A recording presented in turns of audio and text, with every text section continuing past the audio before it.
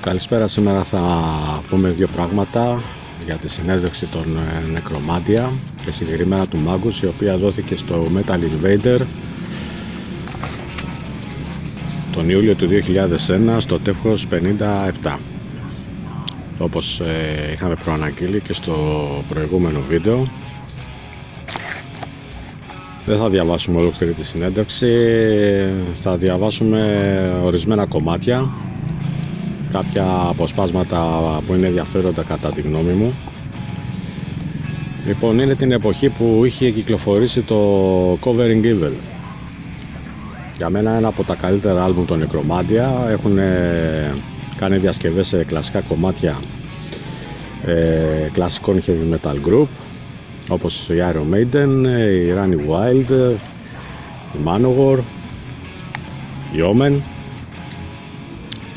Απλά τα πήρανε τα κομμάτια οι Necromantia, διατηρήσανε το αρχικό τους ύφος στο μοχθηρό και το πολλαπλασιάσανε επί 10 αυτό το ύφος. Λοιπόν, για πάμε να δούμε μερικά κομμάτια αυτής της συνέντευξης. Ερώτηση: η επιλογή των συνθέσεων που διασκευάσατε ανήκει σε σένα? Magus: ανήκει στα δύο βασικά μέλη του συγκροτήματος και σε μένα και στον Μάκη, και είναι τραγούδια μπομπάτζες με τις οποίες έχουμε μεγαλώσει από πιτσιρικάδες. Μας αρέσουν πάρα πολύ αρκετές δουλειές τους και ουσιαστικά είναι αυτοί που μας μίλησαν στο metal, ας πούμε, κατά μία έννοια. Γι' αυτό προσέξαμε να έχουν ένα κοινό παρανομαστή, δηλαδή να έχουν μια μαύρη χρειά στιχουργικά όλα τα τραγούδια για να μπορούν να δένουν και με το κλίμα των Necromantia. Ερώτηση: θέλεις να κάνεις κάποια σχόλια για κάθε μία από αυτές? Magus: κοίτα, εμείς ουσιαστικά παίξαμε τα κομμάτια. Δεν μπορώ να πω ότι κάναμε τις διασκευές με την έννοια ότι αλλάξαμε πράγματα. Αλλάξαμε κάποια μικρά μέρη, αλλά ουσιαστικά θέλαμε να τα διατηρήσουμε στο αρχικό τους πνεύμα και πιο πολύ να τα παίξουμε για να διασκεδάσουμε παίζοντας. Κάποιες αλλαγές ως προς την ατμόσφαιρα έγιναν στο Number of the Beast και κάποια μέρη στο The Demon's Whip, τον Manowar. Τα υπόλοιπα είναι περίπου παιγμένα όπως τα original, με λίγο πιο σύγχρονο ήχο και λίγο πιο ανεβασμένα beats όσον αφορά τους ρυθμούς, όχι την ταχύτητα. Για εμάς αυτά τα κομμάτια, τα πιο παλιά, εκτός από το The Demon's Whip, ήταν ότι πιο κοντινότερο θα μπορούσε να προσεγγίσεις όσον αφορά μια evil κατάσταση μουσικά, γιατί τότε δεν υπήρχε το black metal. Ερώτηση: δεδομένου ότι η Necromantia είναι μια black metal μπάντα, πώς και δεν σκέφτηκες να διασκευάσεις κάποιο σχήμα σε ανάλογο ύφος? Magus: ποτέ δεν πρόκειται να γίνει αυτό, για το λόγο ότι η Necromantia είναι από αυτούς που ξεκίνησαν τη δεύτερη γενιά του black metal. Ερώτηση: μιλάμε για την πρώτη γενιά όμως. Magus: τι εννοείς? Bathory και Celtic Frost δεν είναι black metal αυτό. Black metal ονομάστηκε μετέπειτα, ουσιαστικά είναι thrash doom heavy με σατανική στιχουργική θεματολογία. Αντιτείνει ο δημοσιογράφος, για την εποχή του ήταν black όμως. Magus: ναι, για την εποχή του ήταν black, αλλά το black metal σαν όρος βγήκε πολύ αργότερα. Υπό αυτή την έννοια θα μου πεις ότι δεν υπάρχει δεύτερο κύμα black metal, αλλά ένα. Είμαστε εμείς, η Darkthrone και κάποια άλλα σχήματα. Τα παλιά group όπως η Celtic Frost, η Possessed, η Bathory, που θεωρούνται black metal πλέον, εκείνη την εποχή δεν ήταν, γιατί δεν υφίσταται καν ο όρος. Επειδή είναι και κοντά μουσικά στο στυλ που παίζουμε τώρα, δεν πρόκειται να διασκευάσουμε κάτι τέτοιο. Διασκευάζουμε κάτι πιο soft και φυσικά δεν πρόκειται ποτέ να διασκευάσουμε κανένα σύγχρονο black συγκρότημα. Ερώτηση: θα ταξιδέψω 12 χρόνια πίσω στο χρόνο. Θυμάσαι πως έκατσε η φάση της δημιουργίας σας? Magus: ναι, μέσα στο CD υπάρχει και κάποιο βιογραφικό που λέει το πώς ξεκινήσαμε. Όταν συναντηθήκαμε το Μάκη για πρώτη φορά και αποφασίσαμε να δημιουργήσουμε μπάντα, πήγαμε σε ένα εγκατελειμμένο σπίτι ενός φίλου του. Χωρίς όργανα, με κάποια βιβλία που είχε ο καθένας περί του χώρου και του είδους, ανάψαμε κάποια κεριά και καθίσαμε να γράψουμε κάποιους στίχους και να σκεφτούμε ένα κονσέπτ για το πρώτο demo, παύλα πρόμο, που ηχογραφήσαμε το 1989. Αυτό μας πήρε 2-3 νύχτες. Πηγαίναμε συνεχώς σε αυτό το σπίτι και είχαμε αποφασίσει να κάνουμε κάτι διαφορετικό για την εποχή. Κάτι που να ήταν και ακραίο και περίεργο και μυστήριο. Αυτά είναι τα χαρακτηριστικά των Necromantia και αρκετά μοχθηρό. Έτσι ξεκίνησε σαν ιδέα. Οι Necromantia πρώτα ξεκίνησαν από τους στίχους και μετά πέρασαν στα όργανα, στα οποία ανακαλύψαμε ότι είμαστε δύο μπασίστες, οπότε αποφασίσαμε να μην βάλουμε κιθάρα και βάλαμε 8χορδο μπάσο. Ερώτηση. Τι ανάμνηση έχεις αποκομίσει από αυτή τη δεκαετία? Ωραίες, κάθομαι και ακούω τα παλιά κομμάτια και θυμάμαι με ποιες συνθήκες είχαν ηχογραφηθεί, πώς είχαν συντεθεί, πώς ήμουν τότε πνευματικά, ψυχολογικά.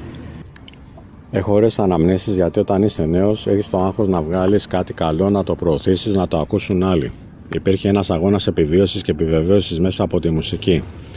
Νομίζεις ότι κάνεις κάτι το τρομερό, ότι βγάζεις ένα άλμπουμ και είσαι ο Θεός, όπου ουσιαστικά δεν ισχύει, αλλά εκείνη την περίοδο που είσαι και πιτσιρικάς νιώθεις διαφορετικά.